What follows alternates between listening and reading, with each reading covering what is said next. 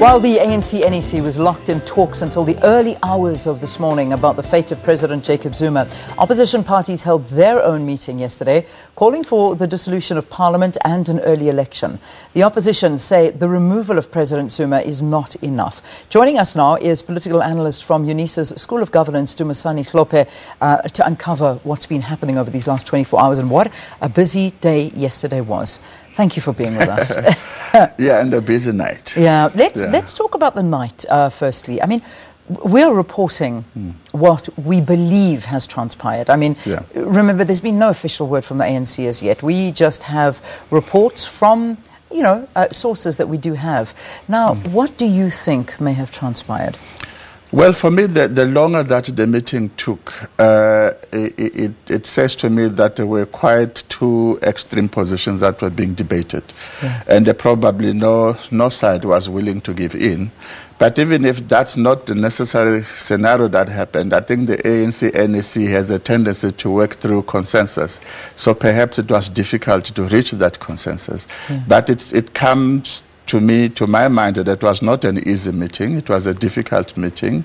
And I think to a greater extent, President Zuma was essential to that meeting, although he was not there. But I think there has been a hardening of attitude, and this is why the meeting dragged throughout the night. Yeah, 13 hours. I mean, if we have to put a timing to it, I mean, which many people were saying before this meeting happened. If it was it could very well be a very quick meeting. Everybody decides the direction and they move forward, or it was expected to be a long meeting, as it turned out to be, because of the divisions that many people are talking about that are in the ranks of the ANC. So they're obviously still firm supporters of President Jacob Zuma that do not want to see him go.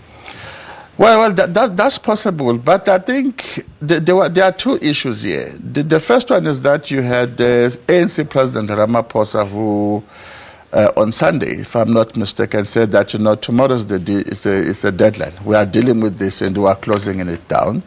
And by that time, he had he had put a deadline for the resolution of this matter.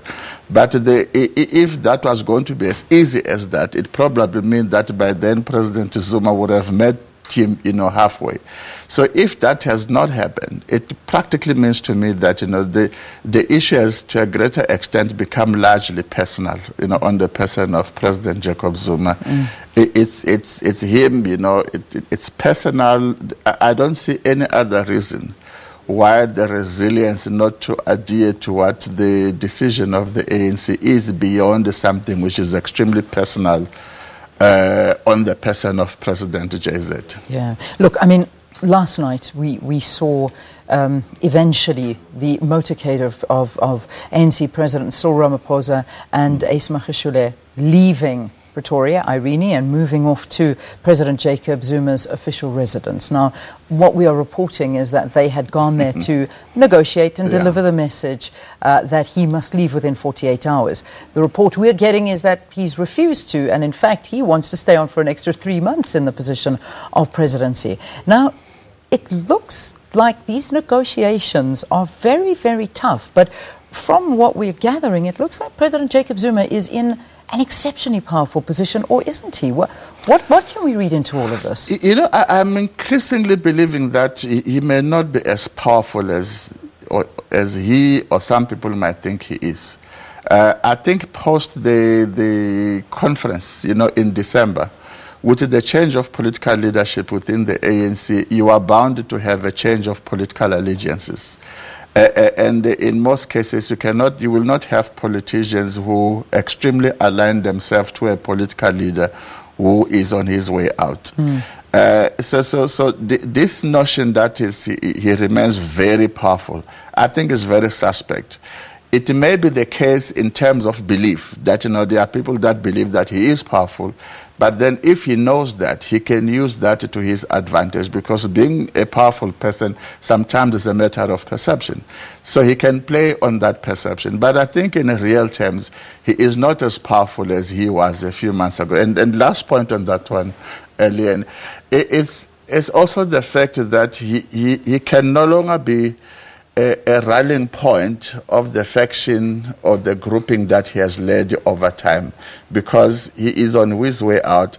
So what is likely to be happening is a realigning of groupings and factions within the ANC, but he can't be that focal point of a factional strength. But my question to you is, if he is not in such a powerful position, why can the ANC not just recall him?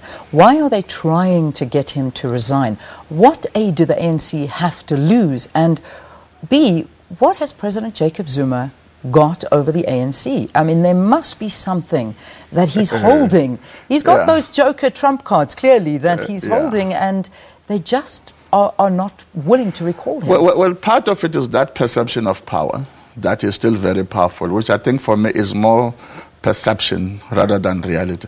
The second thing, I think the ANC does not want to go to the extreme of going to parliament and then push a motion of no confidence, because by doing that they would have danced, to the opposition parties.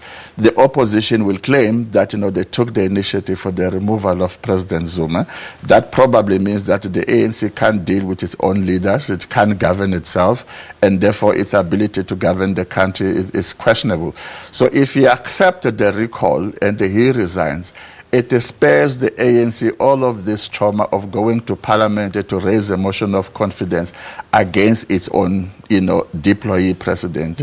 It also, takes away that horrible process of impeachment, which by and large, if Zuma doesn't step down, the ANC will have to be the ones that drive that impeachment process against their own president.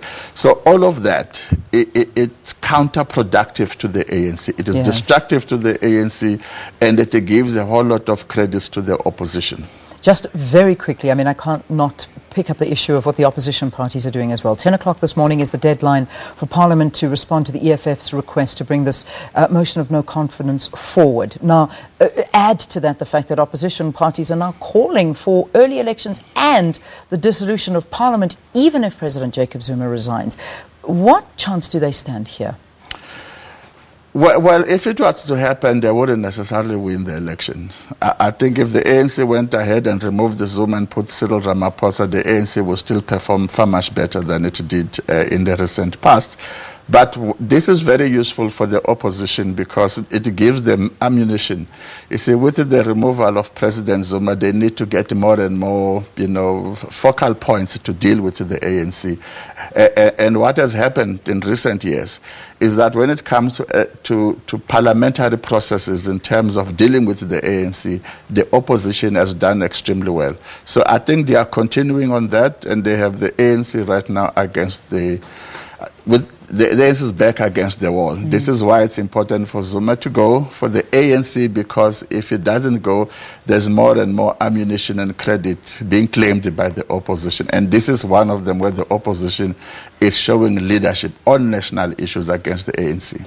We'll leave it there. Thank you for talking to us, Dumisani Hlophe, political analyst, UNISA School of Governance, talking to us these events that have unfolded in the last 24 hours. And believe me, this is going to be another exciting 24 hours ahead of us. We take a break. When we return,